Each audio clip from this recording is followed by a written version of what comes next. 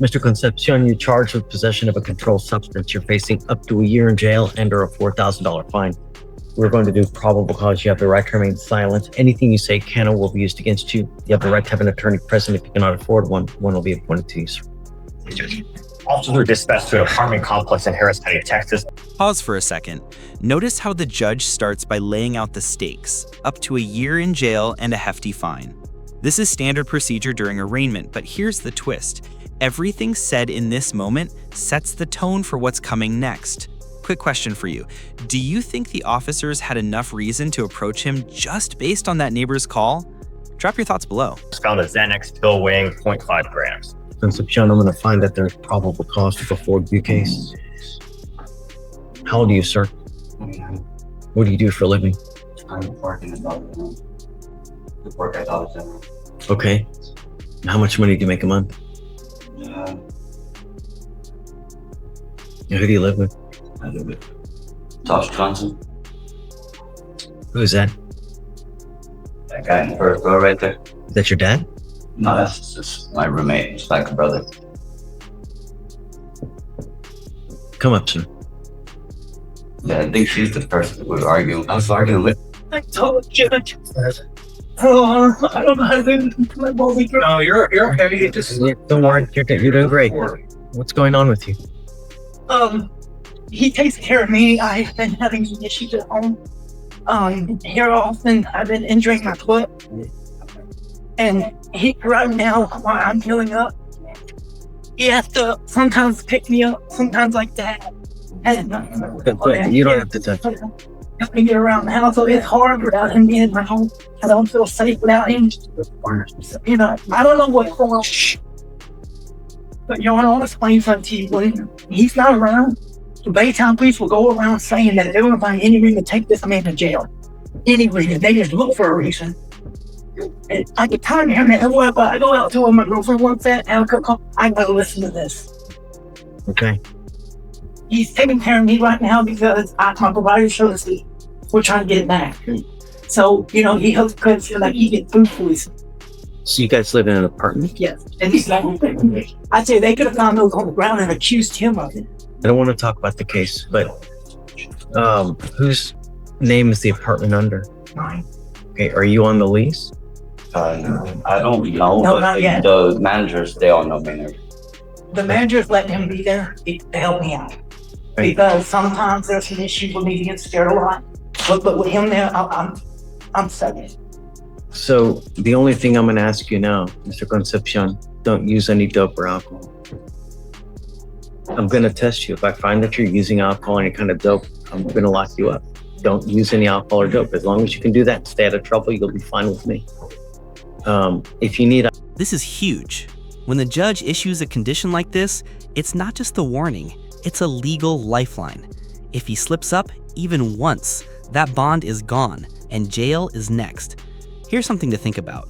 Should someone with an aggravated assault on probation even be allowed a PR bond? Let me know in the comments. And then I'm going to have you talk to you. He can't think of anything. Because he wants to pay up. That way I don't want that. This is going to be a problem. Your pressure is an absolute, Okay. if you're drinking and you're getting loaded, He hasn't drank in a long time. but understand peer pressures. Oh, I don't want you. You got to think. If you're drinking and you're getting intoxicated, the likelihood of him wanting to partake will be very, very big. You're not listening. Okay. Sir, listen. Okay. I'm trying to talk to you. Yes, sir. If you were drinking, you're consuming alcoholic beverages and you're doing a lot of it, and he's there, he's going to want to do the same thing. And it's going to create a problem. That's what I'm trying to tell you. Okay. So be careful what you do, where you go, because you could potentially get him in trouble as well if you're doing something you shouldn't be doing, So I'm not telling you what to do. I'm just saying be careful. I just Okay. haven't been through this process. All right. So let's do this. I'm going to have you sign a reset. After that, I'm going to have you take your seat in the jury box while we find your lawyer, and then we'll go from there. Okay? Your Honor, appears he may be on a deferred out of the 263rd for an ag assault. Oh yeah, I've been on it for about 2.5 years now. Asked you if you had any open cases, and you said no. Oh, I thought you meant like a new case. No, yeah, I've been on probation for about 2.5 years. Yeah, that's why I thought you meant like anything that's new. That's what they always ask me. I've done the same.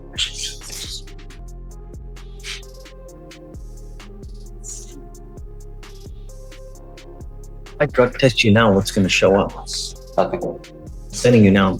I want to know what, if anything, is in your system. Yeah, you're on probation for a very serious case where you're looking at what, 2 to 20? Yeah, this Stop. Yeah, it's a second-degree felony, and you're not supposed to get in trouble. And now you've picked up a new case. It's very possible now they issue a felony warrant on your behalf.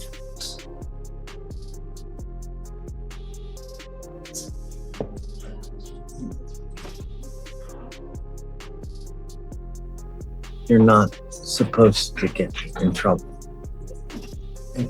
I'm sending you now for a drug test. You must come right back.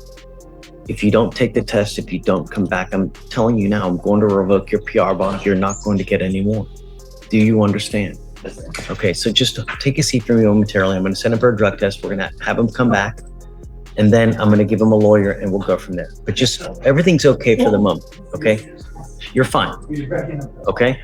All right. I'm going to have you sign a reset, and then I'm going to have you take your seat while we wait for pretrial to send you for a test, okay? Please.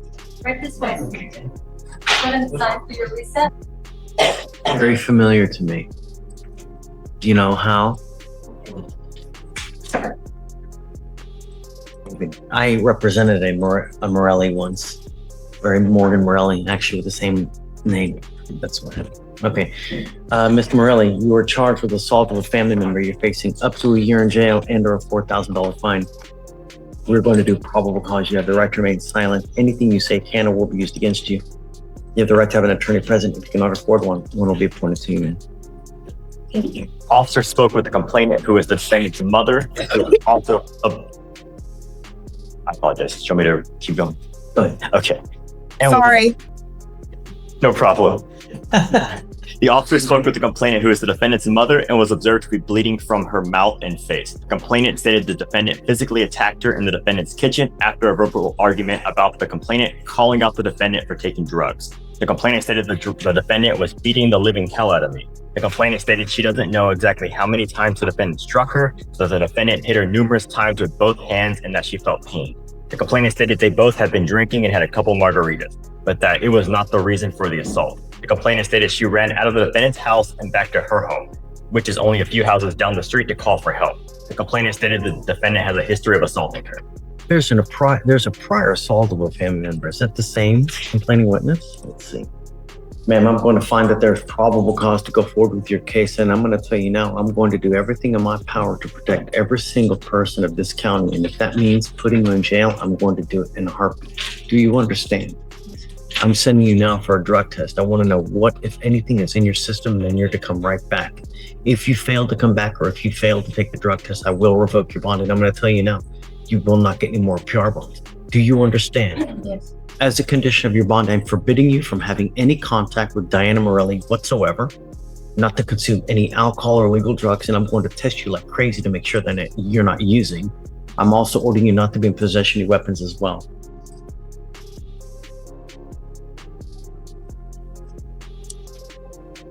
I'm ordering you not to have contact with her. Can you find mom, please? Diana Morelli, please. Yeah.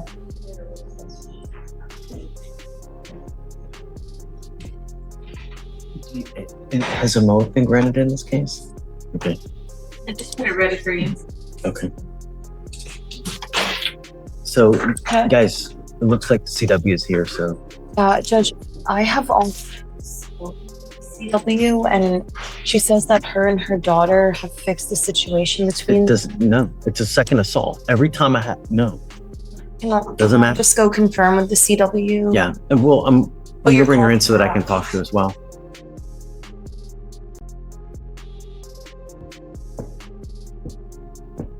Are you Miss Morelli? Hi. Thank you so much for coming. Would you mind coming up, please?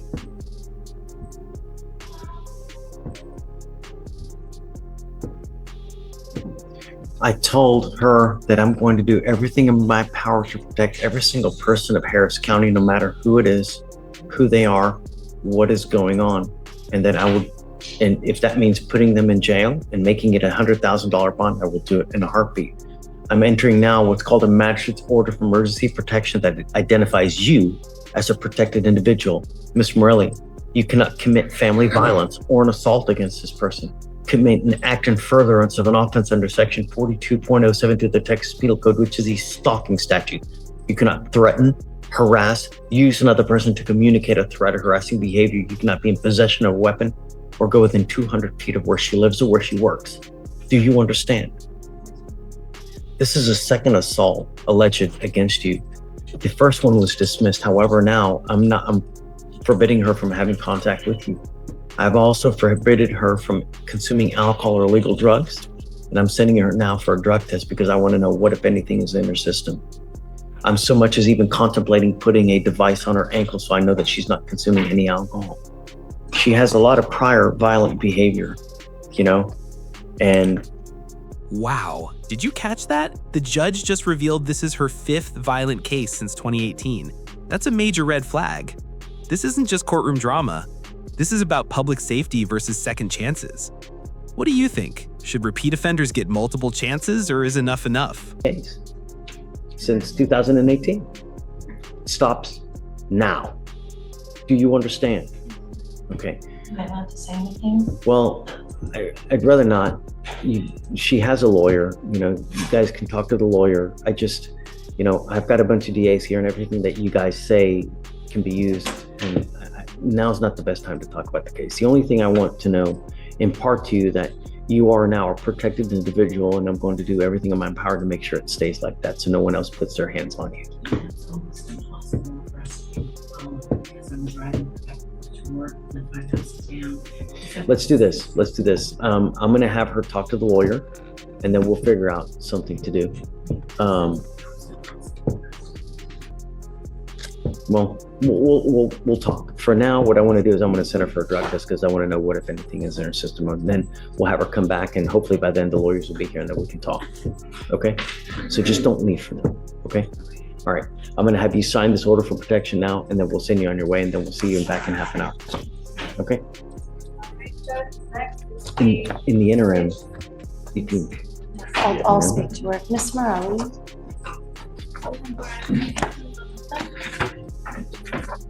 Good morning, Mr. Silva. Good morning, Honor. Mr. Silva, you're charged with 2 cases. Shh. Charged driving while intoxicated. You're also charged with possession of marijuana. Is the weed case getting dismissed, Mr. Izaguirre? Yes, the POM, yes, that's right. Okay, so it looks like as part of the plea bargain agreement, they're going to dismiss the marijuana case against you. You're pleading on the DWI. You need to understand that the DWI will go on your record. It's going to be there for the rest of your life. It's even there after you die. This is important because when you get pulled over, what do you think an officer does? They're gonna check if I'm either high or drunk. Well, first thing, they're going to look at your record. They're going to see that you have a prior DWI. If they come up to you and smell alcohol or dope, what do you think they're going to do? Arrest me, be back in state situation I am today. Right. What we're doing today, you will now forevermore be facing a minimum of 30 days in jail. Do you understand? No more proverbial slaps on the wrist from now on. It's a minimum of 30 days in jail. Okay. You give up a lot of rights by entering this agreement. You give up the right to a trial, right to compel witnesses to testify on your behalf, confront and cross-examine your accusers. If you are not a citizen, there are possible immigration consequences. You can be deported, excluded from the country, denied naturalization. You give up the right to appeal. Once you plead guilty, you can never change this. It will go on your record and it'll be there forever. Is this what you want to do? How do you plead to the offense of driving while intoxicated? I will find you guilty. I will send you to 3 days in jail. I'll give you credit for the 1 day that you've done. I'm going to suspend your license for 90 days. Do not drive until you get a license. Good luck, sir. Thank you. On the third charge, I was worried about that. He's a dishwasher at Mambo's and makes $1,800. And besides every, the light, water, gas. He's got a quick cash loan, Judge, that they've had him for years. At the interest, he has to pay $450 twice a month on that. What? Yeah. So For what? for a loan that he borrowed some money, and I was just going over this. That's insanity. I had got a good What chunk interest of, rate is that? 50%? I think they said probably 40. They told me if I pay less than the minimum or don't pay past the minimum, they increase the payment wise. Before it was like You need to 380. get that thing paid off, man. They're That's what taking you I'm for a trying ride and then some. That's lunacy. I had to fix my truck. The transmission was messing up, so I needed about a good chunk of money to try to rebuild the transmission. On That's it. usurious. Sorry. That's usurious. No, it's Usury. terrible. No. It's like, what? I said, Don't. You got to go pay that thing off, man. If you got to go sell the truck to go pay that thing off, that's what you got to do. That's what I'm thinking about because I can't drive. It's messing up on me now. So. even the court costs, Judge, we were, You know, it would cost you more or it cost you less to take an Uber everywhere than what you're paying for that payday loan. That's Well, at this point, I'm thinking about considering a bike to take to work, so I'm that way about Uber. I'm not too far from my job, so it won't be too much. if you're paying that much money, you're better off renting an apartment close to the Mambo where you work and taking a bike and sell your car to pay off that loan. That's Bike ludicrous. ride to my house is like 20 minutes, 30 minutes at most. Not too far. But as of right now, I Sí, can't. seguir. Okay. But I'm going to tell you now, if you come back here with another DWI, I'm going to tell you what he's asking me to do is he's asking me to wipe off about $3,500 worth of court costs, fines, and fees to DPS that you would otherwise be paying today.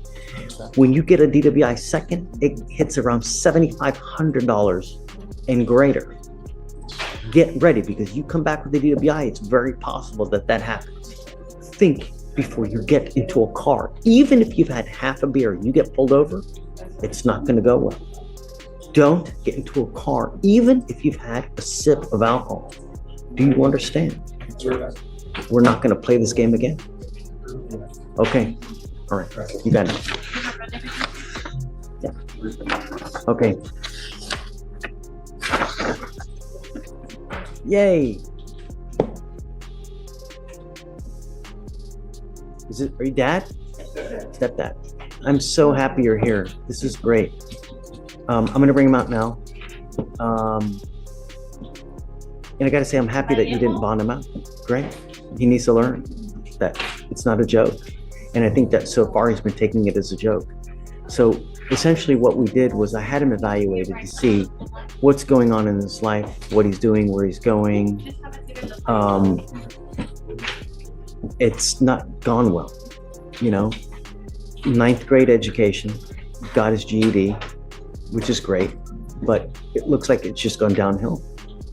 Coming up, Mr. Krumholtz. I need them to slide it for me. Guys, if you go that. No, man. No, you can't. Come on around. Okay, it's a security I need issue. you this way for me. That way. Counselor, I need you. Step this way. There you go. All right. So the deal is this, is that the alcohol is kind of ravaged him. You know, we have self-destructive behavior. We've got memory loss, blackouts.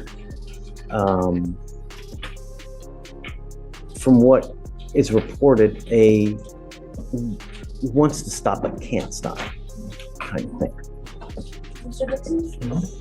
The report says and indicates that you are to do intensive outpatient treatment program followed by supportive outpatient treatment program. I want to give you the chance to do this, Mr. Krumholtz, but I want you to understand that I'm not playing games. And that's why you are now still sitting in orange. And I'm not going to play this game with you again. I will give you but one opportunity to try to do this on your own. And if you're incapable of stopping, if you're incapable of doing it on your own, then I'm going to put you into an inpatient treatment facility. It's going to happen. It's whether are you going to be able to do it on your own? If not, then we're going to do it my way. And you're not going to like the way that I do it. But it's going to happen one way or the other. And I can extend you for the next 3 years. And I'll do it in a heartbeat to make sure that you're clean and sober. not only does he have the case with us, but he has another one in another county. I don't know, have you spoken to Mr. Elick yet? Okay. The problem is this, is that how are you going to pay for it? How's he gonna pay for it? Because while he's in custody, I can pay for things. When he's out of custody, I can't pay for it. And I'll tell you, the intensive outpatient is around $500 to $600. How are you going to pay for this, Mr. Crumpholz? When is the last time you've had a job? I haven't had work in about a month, but beforehand, landscaping, like I said, Your Honor. And around this time is when I start doing Christmas lights. Well, my stepdad does the same thing, but I kind of learned from him, so I typically do it around the season. There's no greater role model than a dad or a mom, really. And you'll be able to pick up enough business to pay for, pay for this. Do you think he'll qualify for TAP funding? I'm not sure what he reported to the probation officer. If you do another financial affidavit and see if it qualifies for example. Okay, we're going to have you do an financial affidavit in hopes that you can qualify so that we can pay for it for you. If I can't, I want to pay for it for you. If I can, I will. That way you don't have to worry, because money is an additional stress that we don't need. I want him to have a device though. Okay, I want you to have a device so that I know that you're not consuming alcohol. And at the one time you consume alcohol, you will get another warrant and you will stay with me this time. And I'm going to tell you now, the treatment facility, the program is a minimum 6 to 8 months if you respond well to treatment. If not, you could be potentially there for 1.5 years in a treatment facility. Do you understand? It's going to happen one way or the other. That's it. So once he's released, must have a job within 30 days. So you have your own company, or what about? Pressure washing, exterior cleaning. We do Christmas lights about this time. What about Mr. Crumpholz working? So we don't have the work right now. I have 2 employees currently. It just wouldn't be fair to. No, and I'm not asking you to do anything that would. Okay. But I have told David that, in fact, for example, we have 2 weeks of parking lot striping coming up next week. That I would like him to be there. He's an amazing worker when his head is in the game. When the emotions, all those things get involved, it's a great sign. It gets a little more difficult, but that's the idea. You got to understand that this life is a journey, Mr. Crumpholz. And I'm going to tell you now, how old are you? You're 22. If you don't have any money, your life really is going to suck. Really, really bad. The divorce rate is so high in this country because one reason. No one has money. And when you don't have money, what happens? You start fighting. And when you fight, what happens? And it's a cyclical process. It's over and over and over. People fight. They have no money. They have no education. They have no way of getting money. And they can't buy anything. And then they end up fighting and they end up getting divorced. You set yourself up now. And you work your ass now so that when you're in your 40s, 50s, and 60s, you have money. You can go on fabulous vacation, fabulous trips. You can buy a Jaguar, go to, a Michelin star restaurant. Landscaping, you will have a very tough life. Unless you're able to have some kind of extravagant, really kick-ass business. I put a lot of work into it. I'm very creative and something I do like to do. I slacked. I haven't been doing what I was supposed to do. It starts with one thing, a clear head. And as he said, you're an amazing worker when you have a clear head. That's all it takes. Mind over matter. That's what it's about. So I will give you this opportunity. It's the last time. I'm not going to do this again. You test positive again. You pick up a new case. I will keep you with me for a very long time. Do you guys have anything you'd like to add or state? Shh. Amazing had a big heart. My son has a big heart, and he had to go through this discipline as well. And I do believe that when David decides to honor God and surrender himself to God, there's going to be a lot of things that will happen for him. But he needs to start with him wanting to be better. When you get out of here, where are you going? Probably back to my grandma's house. So that's what I'm getting at, you know. I'd like to do that, and there's a couple of things that I'd like to do. I want to give him a curfew because I don't think anything good will happen in the middle of the night. I don't want you out in the middle of the night because there's nothing good that happens at 2 a.m, and I don't want you out. I want you to stay with mom so that she knows where you're going at all times. And I want you to either faithfully work or get back into school full time. If it were me, I would have you get back into school because the more education you get, it correlates the more money you make in life. That's it. You know, in life, if something was easy, everybody would be doing it.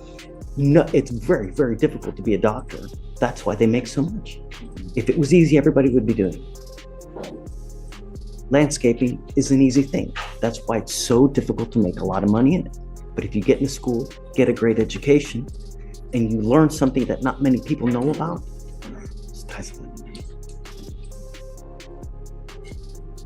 I use this example a lot, and I know I got a lot of people waiting, but I have a friend of mine who, you know, we all made fun of because he worked at Chick-fil-A, right? But he really liked it, and he did really well at it. He started, you know, washing dishes at Chick-fil-A. He now owns 2 Chick-fil-A's, and he's making $400,000 a year, running 2 of the most successful Chick-fil-A's here in this town. Sick money he's making a year. Put his heart, put his soul into it. God, this guy's alone. That's what's great about this country. That's what you need. And that's what's gonna happen. And if not, you stay with me. You understand? So for the time being, you live with mom, you've got a curfew, job within 30 days. Let's get the TAP funding, and then IOP, SOP. And then, so the other thing is that he's got the case in the other county. I don't want him traveling other than having to deal with the case in that county as well. Which device do you want me to get, the alcohol monitoring device? The cheapest one, probably the portable device. Yeah. If you ever have any questions, if you ever have any issues, you know where to find me. I can always help you. If you see him slipping up, just let me know, or let Mr. Elick know, and we'll do everything we can to help him. If you ever have any issues, call us, stop by, send me an email. I'm happy to help you in any way. We have another guy that reached out to me yesterday, is having issues, right? So email me, and we're doing what we can to try to help him. So that's what it's about. You got to communicate with us, and we'll help you. All right? Okay. Your Honor, I do have a question. Will there be PO reporting? Every month, absolutely. Testing and things like that? Absolutely. I'm putting a device on him so I know that he's not consuming alcohol. He's going to have to blow into this device daily to prove to me he's not consuming alcohol. He's also going to have to take, you know, weekly drug tests so that we know he's not, no marijuana, no mushrooms, no nothing. No illegal drugs. You should be clean right now. Good. The next time I test you, if you test positive for marijuana, guess what happens? Right. It's not hard. Mind over matter. Okay. Thank you, sir. Thank you for coming. All right. Good luck. Thank you.